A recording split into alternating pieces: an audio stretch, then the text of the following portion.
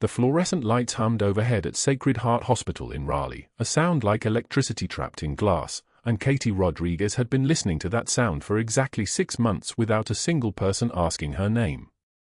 She arrived at 0530 most mornings, before the day shift supervisor clocked in, before the residents shuffled through their rounds, before anyone could assign her tasks instead of watching her choose them. Her badge clipped to her scrubs read, RN Katie Rodriguez, in the hospital's standard sans serif font, but most people called her that quiet one or sometimes the Rodriguez girl, as if her decades hadn't added up to anything worth learning. Her hands moved through the ICU in room 312 with the precision of someone who'd done this 10,000 times before, not the routine of a hospital nurse, but the muscle memory of operations performed in darkness where mistakes meant bodies you couldn't carry out. She checked Marcus Webb's morning vitals, blood pressure 138/82, heart rate 74, oxygen saturation 97% on room air. His monitors beat their reassuring rhythm into the semi-dark room. Marcus was deaf since childhood, a Purple Heart veteran who'd led a platoon through Sanjin Valley 3 years ago, and Katie had learned sign language in 14 weeks because the hospital's interpreter wasn't available on night shifts, and Marcus deserved to know if his fall was running or his medication was being pushed. She'd spent the afternoon of her second week at Sacred Heart teaching herself the signs, one finger at a time, movement by movement, until her hands could spell the vital stable and a doctor coming soon with the same precision she'd once used to move through compounds at midnight. Her fingers moved now, vitals. The morning report. Marcus opened his eyes, the kind of eyes that had seen things mountains couldn't hold, and nodded once. She pointed to the coffee on his bedside table, aloud, doctor approved, and he smiled the way soldiers smile when someone remembers they're still human. Katie's hand moved to her chest, over the jacket draped on her chair, and she felt the fabric there. The patch. Faded unit colors sewn into the lining with thread she'd matched under an overhead light in a Walmart 3 years ago, the day after the military called her with the news. The patch was the only proof she'd ever existed, stitched into the hem of a life the government had classified and filed away. The cardboard box on Marcus's bedside table caught her attention again. It always did.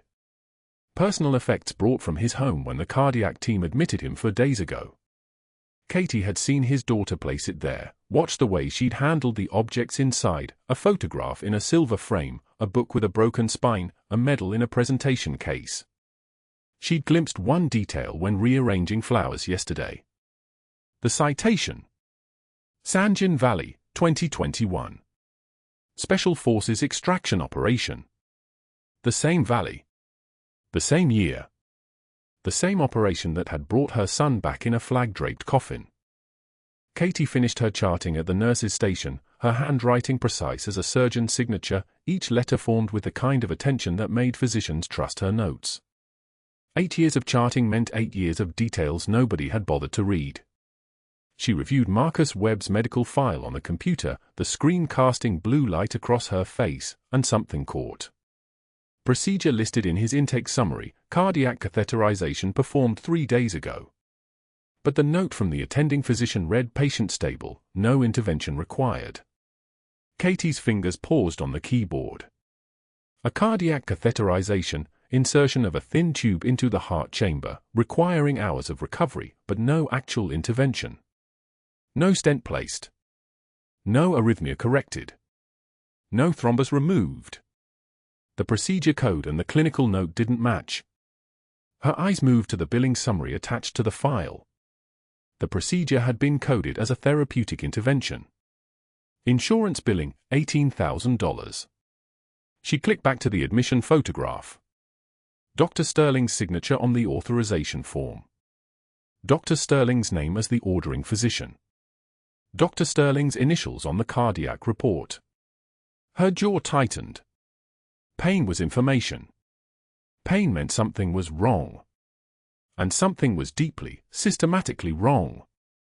The coffee in the break room smelled bitter and institutional, burnt underneath the chicory note, and Katie held the mug with both hands because her fingers had started to move in ways she couldn't control, small tremors that meant her body was running calculations her brain hadn't consciously made yet.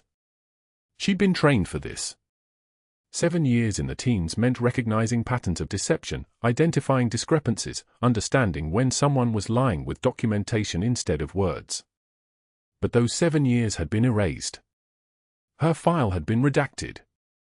The Pentagon had called her into a room in 2021 and told her she'd never officially existed, that her service record was classified so deeply that even she couldn't look at it, and that her best hope was a new name and a job in the civilian world where nobody asked questions about the gap in her timeline. That's the Marcus Webb file, isn't it? Katie's hand steadied. She turned. Dr. Sterling stood in the break room doorway, his white coat pristine, his shoes polished to a shine that suggested he'd never walked through actual dust.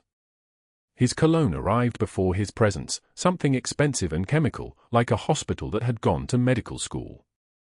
He was maybe 55, the kind of handsome that came from regular workouts and a dermatologist who knew his name, and he carried himself with the certainty of someone who'd spent 30 years never hearing the word no from anyone except maybe his mother. "Morning rounds," Katie said. "I had a question about a procedure in his file.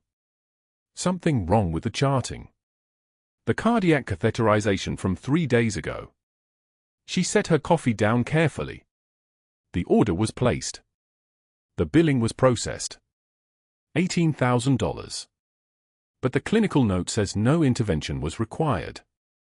Sterling's expression didn't change, which was exactly when Katie knew something was very wrong. A physician being questioned about his charting should show at least a flicker of defensive response, indignation, clarification, the professional reflex to explain yourself. Instead, Sterling's face became a still pool. He stepped into the break room and closed the door behind him. The sound of the latch was small and final, like a box closing. "You're very thorough, Nurse Rodriguez," he said. 6 months here and you're already reviewing the complex cases. It's routine charting review. The numbers didn't align. The numbers aligned exactly the way I documented them. His voice had the texture of velvet wrapped around a blade. Marcus Webb needed a cardiac catheterization to rule out structural defect. I performed the procedure. I documented the procedure. The insurance company was billed appropriately. Katie didn't speak. Silence was often more powerful than words, and the break room had suddenly become very quiet, just the hum of the fluorescent lights overhead and the distant sound of morning shift traffic beginning downstairs. "I understand you've been spending a great deal of time with Mr. Webb," Sterling continued. "Communicating with him directly. Using sign language. While that's admirable on a humanitarian level, I'm wondering if it's the best use of hospital resources. He's deaf. The interpreter isn't available until day shift. And the hospital's policy is clear about after-hours accommodations," he said. "We have protocols. We have billing codes for interpreter services. When you circumvent those protocols, you create documentation problems. You create liability issues. You create situations where the hospital's financial structure becomes, shall we say, complicated." Katie understood then. She understood completely. The cardiac catheterization had been unnecessary. The procedure had been performed to generate revenue, coded as therapeutic when it was purely diagnostic, billed to Medicare with documentation carefully crafted to justify the $18,000 charge. And Katie's detailed charting, her precise notes about what she observed and what she recorded in patient files, had begun to create a paper trail that contradicted Sterling's version. She was a threat. Not because she'd done anything wrong, but because she'd been trained to see patterns and document them with surgical accuracy. And Sterling had realized exactly what she was. "I appreciate the guidance," Katie said, and her voice was still soft, still deferential, the voice she'd been practicing for 6 months. "I'll coordinate through proper channels for future interpreter requests." Sterling smiled. It wasn't a warm expression. It was the smile of someone who'd just been given confirmation that the threat understood the threat. "Good," he said. "Because I'd hate to see your nursing record become complicated. You seem like a good person, Nurse Rodriguez. I'd like to see you succeed here." The threat was cleaner than a blade. Cleaner than anything she'd encountered in Sanjin. She returned to room 312 to find Marcus Webb's daughter standing at the bedside, her hand pressed against her father's shoulder. Sarah Webb was 34, a lawyer in Charlotte with her father's eyes and her father's bearing, the way soldiers' children sometimes inherited their parents' gravity. She was signing something to her father, her hands moving with less precision than Katie's, but with the kind of love that didn't require perfect fluency. Katie prepared to leave, to give them privacy, but Sarah looked up and something passed between them, a recognition, maybe. Or just a question in Sarah's eyes about why the hospital's quietest nurse was backing out of a family moment. "His vitals look good today," Katie said. Her voice was smaller now, the deferential one. Doctor was just checking in on his care. Sarah's expression shifted. Something about the way Katie said doctor or the moment she'd chosen to retreat made Sarah's lawyer instincts activate. "Everything okay?" she asked. "Everything's fine," Katie said. "I'm going to check on his medications." But as she walked past the doorway, she heard Sarah signing to her father, "Dad, your nurse, the one who knows sign language, do you trust her?" And she heard Marcus Webb respond with a simple sign, a thumbs up, definitive as a commander's order. The doorway framed them perfectly, Marcus Webb and his daughter Sarah, their hands moving in conversation like water finding its shape. Katie had just finished charting his vitals when she caught the movement, Sterling's white coat cutting through the hallway, his trajectory aimed straight at her. She recognized the look in his eyes. She'd seen it before in combat commanders right before they issued orders designed to break people. "Miss Rodriguez." His voice had the texture of gravel in a cement mixer. "A word." Outside. The hallway smelled of antiseptic and something else, fear, maybe, though Katie had learned years ago not to trust her instincts about emotion. She followed him 10 feet past Marcus's doorway, far enough that Sarah couldn't see their faces through the glass, close enough that she could still hear her signing to her father, "Dad, what's happening?" Sterling positioned himself between Katie and the room. His shoulders took up the space where her retreat would have been. "I need to be abundantly clear about something," he said. "We run a hospital here. A functional, efficient medical institution. Not a charity ward. Not a personal project for a nurse with boundary issues." He let that phrase hang. Boundary issues. If you want to play interpreter, and that is what this is, playing, you do it on your own time. Not on hospital hours. Not on my unit. Katie's hands remained at her sides. She didn't clench them. The trembling wasn't fear. It was restraint, the kind that came from 23 years of swallowing orders she disagreed with, of taking verbal shrapnel without flinching. She took one measured breath. Let it settle in her lungs the way she'd been taught, oxygen and control, indivisible. "Compassion isn't a project, doctor," she said. Her voice didn't waver. "It's the job." Sterling's jaw tightened. A muscle worked there, visible as a shadow under his skin. His eyes narrowed to the width of a scalpel's edge. For a moment, just a moment, something flickered across his face that looked almost like fear. Then it calcified into anger. "You're on thin ice, Miss Rodriguez. Very thin ice." He turned and walked away, his footsteps sharp against the tile like accusations. Katie stood in the hallway for 3 seconds, watching his back disappear around the corner. Her breathing was steady. Her hands were steady. But a single tear had formed at the corner of her right eye, not from fear, not from sadness, but from the sheer effort of containment. She wiped it away with the back of her hand without changing her expression. When she turned back toward Marcus's room, Sarah was staring at her through the glass. The next morning, Katie arrived at 6:45 a.m., 20 minutes before shift start, moving through the pre-dawn hallway in that quiet way that made her nearly invisible to the cleaning staff. She had coffee in her hand, the cheap stuff from the cafeteria, bitter enough to strip enamel, when she approached the unit board. The board where schedules lived, where shift assignments posted, where medication updates got pinned with colored push pins. Where a single yellow highlighted form hung like a public execution. Disciplinary right UP. Her name centered in bold. The date, 2 days ago. The violations listed in Sterling's precise handwriting: medication error on patient K.M. Martinez, shift 11/14, documentation failure regarding controlled substances 11/16, inconsistent charting practices creating audit discrepancies, multiple dates. Each line a lie. Each lie more elaborate than the last. The patients listed, she'd never treated half of them. The shift cited, she had the schedules to prove she wasn't even working those dates. But the form hung there anyway, yellow as a wound, visible to every nurse, every tech, every staff member walking past. She stood before it for 30 seconds, reading each fabrication. Her coffee grew cold in her hand. Around her, the hallway began to fill with the day shift arriving, and she watched their eyes find the form. Watched them find her name. Watched them look away. Nurse Chen walked past without making eye contact. Just kept moving, her shoulders angled like someone walking into wind.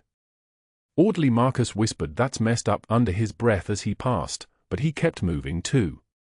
Because that's how it worked. That's how Sterling worked. He turned her into something toxic just by making her visible. One yellow form and suddenly she was a problem. A liability. A nurse who made mistakes on patients she'd never touched. Katie unpinned the form. It took a single motion, her fingers steady as instruments, and walked it to the break room. She needed to sit down. She needed to think about whether this was a battle worth fighting or a reason to disappear again, and she couldn't do either of those things in a hallway where people were watching. The break room was a small space, barely enough room for a table, a refrigerator that hummed like a failing organ, and a vending machine that blinked its red eye at everything. Katie sat down at the table with her coffee and the disciplinary form and a sandwich she didn't want to eat. 3 nurses were gathered near the vending machine when she entered: Jasmine, Riley, and someone from the day shift she'd nodded to twice. They were talking about the unit staffing ratios. The conversation died. Just stopped, like a heart monitor flatlined.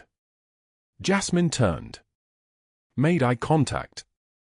Then turned away. Riley was already gathering her things. The day shift nurse folded her paper plate into smaller and smaller rectangles, stalling, buying time for a graceful exit. Within 20 seconds, all 3 of them had filed out of the break room, leaving Katie alone with the fluorescent hum and her sandwich and the yellow form on the table in front of her. Riley had mouthed sorry on her way out, genuine regret, the kind that meant she didn't have a choice. That Sterling had already made his position clear. Katie ate in silence. The sandwich was turkey and Swiss, from the deli counter downstairs. It tasted like nothing. She stared at the wall where someone had written "God is love" in permanent marker, and she thought about what love looked like when it required silence, when it required choosing the safe side of a divide. She thought about Sanjin, where she'd ordered men into positions they might not survive because the mission demanded it. Where she'd taught them that sometimes the people you trusted stopped being able to look you in the eye. That afternoon, Sterling found her alone. She was exiting Marcus's room. His fever had climbed again this morning, something subtle but persistent, like a warning she couldn't articulate without evidence, when his hand touched her elbow. Not forcefully. Just a suggestion of pressure. Enough that she turned. He positioned himself so that her back was nearly against the door frame. Close enough that she could smell coffee on his breath and something else underneath it, cologne that cost money, the kind designed to announce status. His eyes had that particular coldness she recognized from certain senior commanders. The kind that said he'd made a decision and was comfortable with whatever came next. "Let me be absolutely clear about something, Miss Rodriguez." His voice was quiet. Intimate, almost. Which made it worse. "You're just another mediocre nurse playing hero. You're not special. You're not important. And if you keep interfering with my patients, with my protocols, with how I run this unit, you won't be employed here much longer. Do you understand me?" The words were meant to land like grenades. To explode her confidence. To make her small. Katie's spine straightened. Her eyes changed, something shifted behind them, a light turning on in a building everyone thought was empty. When she spoke, her voice came out like steel wrapped in silk, smooth on the surface but capable of cutting. "I've been called worse by better men, Doctor." The silence that followed was the thick kind. The kind where you could hear the individual hums of the fluorescent panels overhead, each one a separate note in a discordant chord. Sterling's face flushed, genuinely flushed, color rising up his neck like he'd been physically struck. His hand released her elbow. For just a moment, something flickered across his expression that looked almost like uncertainty, like he was seeing her for the first time and not liking what he saw. He turned and walked away without another word. Katie stood in the hallway for 10 seconds after he disappeared. Her breathing was controlled. Her hands were steady. No trembling. No tears. Just the knowledge that she'd crossed a line and that Sterling would remember it. That he would escalate now, would move beyond public humiliation into something more strategic. More dangerous. Because that's what happened when you stopped playing the role someone else had written for you. They rewrote the rules. She looked back through Marcus's room window. His daughter was there, holding his hand. Marcus was watching Katie with an expression she couldn't quite read, something between gratitude and recognition. Something that suggested Sarah had told him what happened in the hallway. What happened in the break room? Katie nodded at him. Just a small movement. Then she turned back to the unit. Back to the shift. Back to the game of survival that looked different now. She was no longer invisible. That was going to be a problem. 2 in the morning, the records room hummed with the white noise of climate control and the soft whisper of Katie's fingers moving through digital files. Sacred Heart's system was clean on the surface, every procedure logged, every code entered, every insurance claim submitted with the seal of Dr. Sterling's signature. But Katie had learned to read documents the way soldiers read terrain, not for what was printed, but for what the gaps revealed. She pulled up Marcus Webb's chart from 6 months prior. The admission note was his. The discharge summary was his. But the procedure line, the one labeled Comprehensive Cardiac Workup with Echocardiography and Stress Test Protocol, that procedure had never happened. The nursing notes contained no vitals correlation. No equipment setup entries. No timestamps from radiology or cardiology. Yet there it was, coded to Medicare as a $3,200 billable service. She scrolled backward. A colonoscopy for a 78-year-old patient with no GI symptoms. Coded. A thyroid ultrasound ordered by Sterling but never performed. Katie found the rejection note from the imaging department dated 3 days before the billing date. Phantom procedures. Paper ghosts. The kind of thing that would be invisible if it weren't for one detail. Katie's charting style was obsessively precise. Every minute accounted for. Every task logged with timestamps that cascaded down the electronic health record like evidence written in ink. Her meticulous documentation had created a trail. A map. A confession written in the negative space of what didn't match. She closed the file. The fluorescent lights above her head buzzed with a sound like insects trapped in glass. She understood then. This wasn't about Marcus. This wasn't about sign language or extra time spent communicating with a deaf patient. This was about the documentation. Katie's charting style had created a paper trail that threatened to expose Sterling's billing pattern, a pattern that required Marcus Webb to have procedures that never happened, appointments that never occurred, interventions that existed only as line items on insurance forms. 7 years of it. Maybe longer. Enough to retire wealthy if nobody looked too closely. Enough to destroy him if someone like Katie Rodriguez kept meticulous records that contradicted the codes he submitted. She touched the jacket hanging on the back of the chair, the one with the faded unit patch sewn inside the lining, the only proof she'd ever existed in the place where it mattered. Some secrets were small. Some were enormous. Some could burn down careers. Chairman Hendricks found her in the stairwell at 6:51 a.m., climbing toward the 5th floor before her shift officially began. He was a man of 63 with a smile that had convinced thousands of people to donate millions to the hospital, a smile like a diplomat's handshake, all warmth with no temperature. He stepped into her path with the casual authority of someone who'd never been told no by a subordinate. Katie. Got a minute? It wasn't a question. She nodded, moving to the landing. He settled beside her, his tailored suit somehow immaculate despite the early hour. I've been hearing some concerns about your adjustment here. Your fit with our culture. She said nothing. The stairwell echoed with the sounds of the hospital waking up, distant overhead pages, the rumble of an elevator shaft, someone's radio crackling with unit updates. Sacred Heart has very specific protocols, Hendricks continued, his voice pitched low and fatherly. Ways we do things. Ways that have made us successful for 42 years. Sometimes new staff members struggle with that transition. No judgment. It just means Sacred Heart may not be the right environment for you. Katie's hands remained still. She'd been ordered to disappear before. She'd learned what that looked like. This was different. This was the kind smile of institutional power. This was a door closing quietly instead of slamming. I understand, she said. Good. I hope you'll consider whether this role is really what you want long term. He patted her shoulder, the gesture of a man used to being touched in return, and descended the stairs, his Italian leather shoes clicking against the concrete in a rhythm like a countdown. Tuesday morning came with investigator credentials. Sarah Chen from the North Carolina Board of Nursing Licensure appeared at 9:15 a.m. with a folder and an expression that suggested she'd had coffee but not enough hope.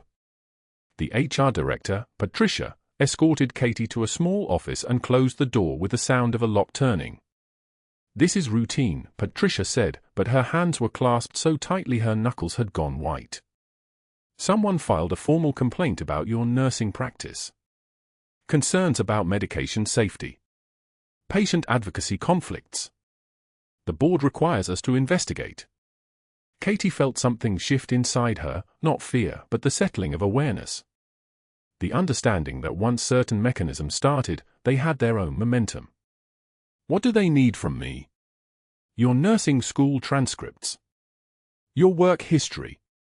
Personnel file. The standard stuff. Patricia slid a release form across the desk. Katie, I have to ask, is there anything in your background that might complicate this investigation? There was everything. There were 2 years that didn't exist in any official record, erased by the Department of Defense with the precision of people who understood how to make lives disappear. There were operations she couldn't name and medals locked in a safety deposit box she'd never accessed. There was a history that had been redacted before Katie had even decided to become a nurse.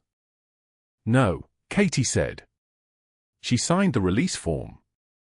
Nothing that should be in question.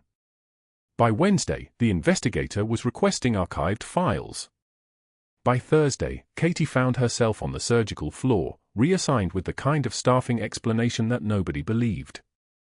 She trained her replacement, a new graduate named Sophie, fresh out of Richmond Nursing School with the kind of earnest confusion that comes from having learned medicine from textbooks instead of living it.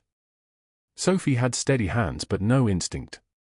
She didn't yet understand the difference between a patient who was stable and a patient who was about to crash. Thursday evening, at 11:42 p.m., Katie sat in the empty conference room where surgical charts lived in organized stacks. She pulled up Marcus's digital vitals on her personal badge access login, something she probably shouldn't have done but something her instinct demanded she do anyway. The trend was there. Clear as a red flare fired into dark water. Blood pressure dropping, 102/68, then 170, then 98/60 seconds. Heart rate climbing, 104, 112, 118. Temperature creeping upward, 100.1, 100.4, 100.9. The pattern matched something she'd seen before, not in a hospital, but in the field. Not in textbooks, but in training. Not in normal medicine, but in the kind of observations that kept you alive when everything around you was trying to kill you. She found Sophie at the ICU monitoring station, the young nurse reviewing shift handoff notes with the intensity of someone trying to absorb an ocean through a straw. Marcus was asleep beyond the glass wall, his daughter curled sideways in the visitor chair, her head tilted at an angle that would hurt in the morning. Has Dr. Sterling reviewed the recent vitals? Katie's voice was level. Professional. Nothing in it that would raise alarm. Sophie glanced at Sterling's locked office door. He said the patient is stable and to call him only if something becomes an emergency. Katie looked at the numbers again, 98:60 seconds, HR 118, temp 100.9, and made a calculation the way she'd been trained to calculate, not with emotion, but with the cold arithmetic of experience. Temperatures trending up for 6 hours. Heart rate elevation. Blood pressure falling. That's not stability. That's a cascade. Dr. Sterling said he's stable. Sophie repeated, the automatic response of a new grad who'd been taught that hierarchy was the same as authority. Katie touched the jacket she'd draped over the back of a chair, the one with the hidden patch sewn inside the lining, the phantom evidence of a life that officially never happened. She texted Sophie, call me if anything changes. Anything. Not Sterling. Me. Before Sophie could respond, Katie walked into the night shift, where Dr. Sterling sat in his locked office, phone pressed to his ear, speaking in the low urgent tones of a man building a case. Multiple concerns, probationary period gives us flexibility, not a good fit for Sacred Heart standards. He paused, listening to whoever was on the other end of the line. A board member. Someone who owed him something and was collecting on the debt. I'm documenting everything. By end of next week, we'll have grounds for immediate termination. Sterling leaned back in his chair, the leather creaking like the hull of a ship settling into deep water. His retirement timeline depended on 7 more months of billing patterns. Katie Rodriguez, with her meticulous charting and her inconvenient documentation habits, had become the clock running backward. The thing that threatened to drain everything he'd planned to keep. He didn't know what she'd found in the records room at 2 in the morning. He didn't know that she understood exactly what his procedures really meant. He didn't know that the woman he was trying to dismantle had been trained to dismantle far more complicated threats than him. But he was smart enough to understand that Katie had to go, and he was powerful enough to make it happen. What he didn't know was that Marcus Webb's vital signs were already telling a different story. That the clock wasn't running backward. It was running out. Katie's phone vibrated at 3:19 a.m. Friday morning. Sophie's text cut through the darkness, Mr. Webb's BP dropping. Heart rate 145. He's confused. Katie's eyes snapped open. She was out of bed in 4 seconds, pulling on yesterday's jeans and a sweater, her hands already moving through the checklist her muscle memory knew by heart. 12 minutes later, she was running through the emergency entrance at Sacred Heart still in street clothes, her hair wet from the rain outside, her boots squeaking against the polished tile. The ICU smelled like antiseptic and something else, the metallic copper scent of a body in distress. Marcus Webb lay in bed 6, his skin dusky, his breathing shallow and rapid. His monitor showed BP 82/54 and dropping. Oxygen saturation at 88%. His lips were the color of old bruises. Sophie stood at the bedside, her face pale, her hand on Marcus's shoulder. Katie, Sophie whispered. I didn't know who else to call. The code team is. Katie was already moving toward the ultrasound cart. She didn't answer. There was no time for answers. His chest, Katie said. Pain. Marcus nodded weakly, confusion clouding his eyes. Katie's hands moved on their own, muscle memory taking over from a dozen field operations in places no nurse from Raleigh was supposed to have survived. She ran the ultrasound probe across Marcus's chest, watching the screen bloom with the image of his heart. The fluid surrounding it was unmistakable, a dark halo filling the pericardial space like a tightening fist. Cardiac tamponade. His heart was suffocating in its own sac. Call the code team, Katie said. Her voice was steady, level, a tank idling in a garage. Tell them I'm starting emergency drainage. They have 6 minutes. The BP monitor beeped again, 76/48. Marcus's oxygen saturation dropped to 84%. His eyes rolled back slightly. Katie prepped the subxiphoid area with betadine in 3 practice swipes, the antiseptic smell sharp and clinical. She infiltrated the site with lidocaine, feeling the tissue layer give way beneath her fingers, the same tissue she'd worked through in darkness outside Sanjin when a Marine lieutenant's punctured lung had nearly killed him on a concrete floor while mortar rounds walked the perimeter. The 18-gauge spinal needle was cool in her hand. Katie advanced it slowly under ultrasound guidance, watching the needle's shadow on the screen as it approached the pericardial membrane. The needle penetrated. Serosanguinous fluid filled the syringe, dark and thick with infection and blood. 60 milliliters. 80 milliliters. Marcus's monitor began its climb. 90/56. 94/58. Katie withdrew the needle with the same precision she'd learned extracting CIA assets from buildings with rooftops still smoking, and she set it on the sterile field with one smooth motion. The code team arrived through the doors as Katie was securing a bandage over the needle site. 6 floors they'd climbed in the elevator. 6 floors too late. They stopped in the doorway, equipment bags still in their hands, watching Marcus's oxygen saturation climb to 95%. His blood pressure stabilized at 108/64. The room went so quiet you could hear the ventilator's mechanical breathing, the soft whisper of air through plastic tubing. "Emergency pericardiocentesis," Katie said. Her voice carried the kind of calm that comes from having already survived the worst. 60 milliliters of serosanguinous fluid withdrawn. Cardiac output restored. Patient stable for transfer to imaging. The code team leader, a cardiologist named Chen, stared at Katie for 3 seconds. Then he moved to Marcus's bedside, checking vitals, verifying her work. Every reading confirmed it. Katie had just pulled a man back from the edge of clinical death using equipment and instinct and hands that shouldn't have known how to save a life in a hospital ICU. Dr. Sterling arrived at 8:04 a.m., his hair uncombed, his tie knotted carelessly. He surveyed the scene, Katie at Marcus's bedside checking the dressing, Sophie reviewing orders on the computer, Marcus sleeping peacefully on supplemental oxygen, his chest rising and falling with the rhythm of a man who would live to see Sunday. Sterling said nothing to Katie. His eyes said everything. They promised consequences like a storm brewing over open water. By 8:13 a.m., Sterling had made 4 calls. The first was to Chairman Hendricks. The second was to the chief medical officer, the man Sterling had sent 2 orthopedic referrals to last month, referrals that had generated $340,000 in surgical revenue. The third was to the nursing director. The fourth was to someone at the state licensing board. Katie knew none of this.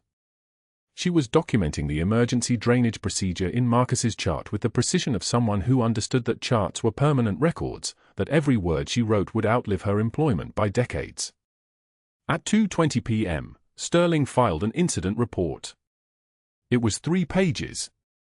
It cited Katie for performing a procedure outside the scope of nursing practice, for being on hospital property while off duty without authorization, for reckless endangerment of a patient through an authorized medical intervention. It recommended immediate termination pending full investigation. The CMO signed it at 2:22 p.m.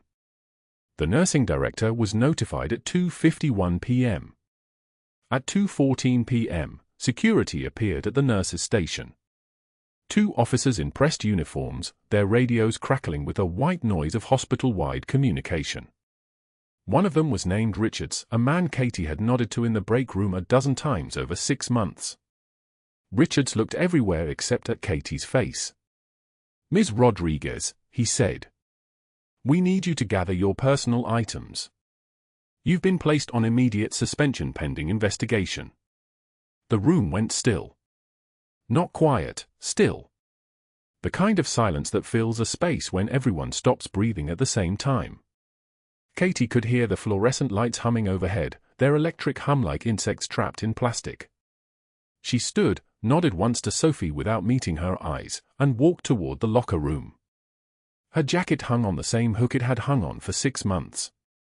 Inside the lining, invisible unless you knew where to look, was the faded unit patch from SEAL Team 3, the trident embroidered in thread that had faded from constant washing and time. It was the only proof she'd ever existed in that life. She removed it slowly, carefully, and folded it into her pocket.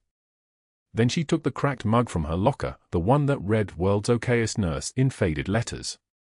She took the dying succulent from the shelf, a gift from Sophie 3 months ago that Katie had managed to keep alive through sheer stubbornness. She took the framed photo of her son in dress uniform, the one Marcus had commanded in Sanjin, the one who'd never come home. All of it fit in a cardboard box that Richards provided. Katie carried it like it weighed nothing, even though every item in that box was heavier than stone. Sterling watched from his office window as she was escorted toward the ambulance bay. His silhouette was framed in glass, a man shaped by money and years and the certainty that he would never face consequences for anything. Katie didn't look up at him. She kept walking, her spine straight, her breathing controlled, the way she'd been trained to walk away from disaster zones. The rain had intensified. It fell in sheets across the parking lot, hammering the asphalt like applause. Katie stood at a bus stop 2 blocks from Sacred Heart, clutching the cardboard box, her sweater soaked through, her hair plastered to her face. The rain mixed with tears she couldn't control anymore, tears she'd held back with discipline and training and sheer force of will through every confrontation, every humiliation, every calculated insult. 48 hours. That's how long it had taken. 48 hours after pulling a man back from the edge of death, after using every skill she'd earned through 18 years of operations and blood and loss, she was standing at a bus stop in the rain with everything she owned fitting in a cardboard box. She'd lost everything twice now. Once when the government had erased Senior Chief Petty Officer Rodriguez after the Sanjin operation, when men in suits had told her that her record would be sealed, that her service would become classified, that she had to disappear and never surface again. And now, when she'd dared to exist again, when she'd thought maybe her name could be her own again, Sterling had erased her a second time. The rain hammered harder. The bus was 3 minutes away. Katie held the box tighter and waited. Segment 5 of 5. The bus was 3 minutes away. Katie held the box tighter and waited. Then her phone rang. Not a text. Not an email. A call. From an unfamiliar number with a 703 area code, Northern Virginia. The kind of number that doesn't appear in normal phone books. Katie almost didn't answer. She was standing at a bus stop in Raleigh, rain, holding everything she owned in a cardboard box, and somewhere in that moment between pulse and breath, she picked up anyway. Senior Chief Rodriguez. A man's voice. Precise. Military precision lives in the throat before it lives anywhere else. This is Commander James Hayes. I'm calling on behalf of the United States Special Operations Command. We need to discuss your status. Katie's hand didn't shake. Her voice didn't crack. She said, "My status is unemployed, sir." The silence lasted exactly 3 seconds. Then, "Not anymore. Stand by for further instruction." 20 minutes later, a black sedan pulled up to the bus stop. 2 men in dark suits got out. Federal issue. They didn't ask questions. They didn't need to. Katie got in the car, still holding the cardboard box, still wearing her scrubs, still tasting the rain that had fallen for 48 hours straight. What she didn't know was that Marcus Webb had woken up in the ICU 3 days earlier, awake, alive, breathing without assistance, thanks to the emergency pericardiocentesis that had drained the fluid crushing his heart. The first thing his daughter did was read his medical file. The second thing she did was search the nursing notes from the moment of his crisis. The third thing she did was recognize the signature on every entry, K. Rodriguez, RN.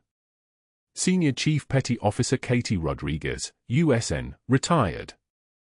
Marcus's daughter had served too. Different branch, same sacrifice. She knew what the initials meant. She knew what a SCPO rating meant.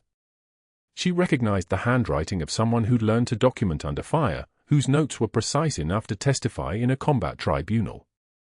3 days after Katie was escorted out of Sacred Heart, Marcus's daughter walked into an emergency board meeting. She didn't ask permission. She didn't wait for protocol. She stood before the hospital administrator, the chief medical officer, and the department heads who'd rubber-stamped Katie's termination, and she said, "That nurse you fired is Senior Chief Petty Officer Rodriguez." The room went silent. My father is deaf. Your hospital hired someone who learned sign language because she commanded deaf Marines. Someone who saved his life by recognizing complications that 3 attending physicians missed. Someone who was terminated 48 hours after performing an emergency procedure that prevented a cardiac death. That nurse is a decorated war hero. Then she opened a folder. Medical records. Military records. Documents that had been classified until 6 hours earlier, declassified by JSOC at Commander Hayes's request. Katie's service record. Katie's medals. Katie's citations from operations that were still redacted, still classified, still too dangerous to fully document in a civilian hospital boardroom. The chief medical officer stood up. We weren't aware. No, Marcus's daughter said. You weren't aware because Dr. Sterling knew exactly who she was and fired her anyway. At that exact moment, 70 miles away in a federal building, Katie sat across from 2 FBI agents. Their names were Morrison and Chen. Agent Morrison had a file folder that was 2 inches thick. Inside were billing records, procedure logs, timestamps, insurance claims dating back 7 years. Dr. Sterling has billed Medicare for 347 procedures, Agent Morrison said, his voice like slate grinding against stone. We've cross-referenced his documented location with every billing claim. He was in surgery at Johns Hopkins on April 14 when he billed for a cardiac catheterization at Sacred Heart. He was in Dallas at a medical conference on June 3 when he billed for a thoracic intervention in Raleigh. Agent Chen tapped the folder open. Your nursing notes created a documentary trail. Every procedure you documented, or more specifically, every procedure you documented was never performed, contradicts his claims. Katie's hands were steady. Her voice was steady.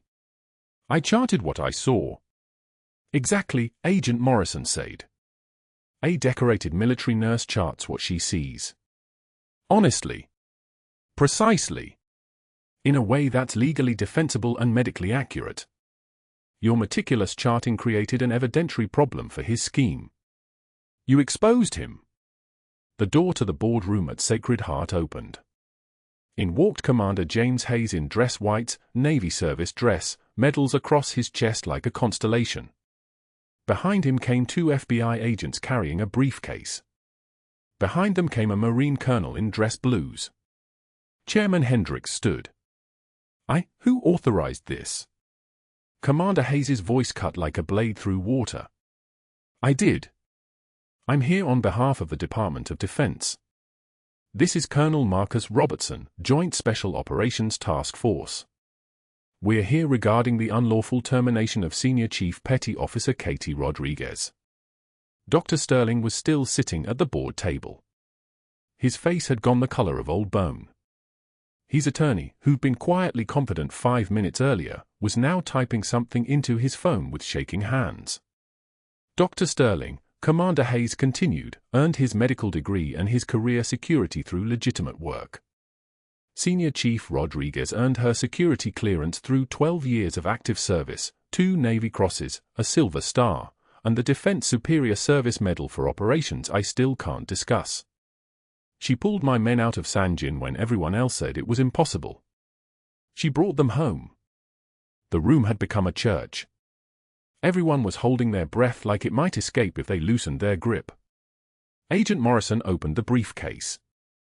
Inside were photographs, billing records, procedure logs, Katie's nursing notes printed on hospital letterhead, each one time-stamped, each one documenting what was actually provided to patients versus what Dr. Sterling claimed he'd provided. The documentary evidence was suffocating in its precision. Dr. Sterling has submitted 347 fraudulent claims totaling $3.8 for $7 million, Agent Morrison said, his voice flat and administrative, the way voices sound when they're describing very large amounts of crime. His scheme depended on documentation that was ambiguous enough to defend. Instead, he encountered a nurse whose charting was so precise that we can prove every single discrepancy. Chairman Hendricks' face had turned purple. His hands were shaking as he reached for the billing records. Richard, is this true? Did you? Sterling's voice came out thin. This is a misunderstanding. I can explain. The insurance companies, she misunderstood the coding system. Colonel Robertson stepped forward.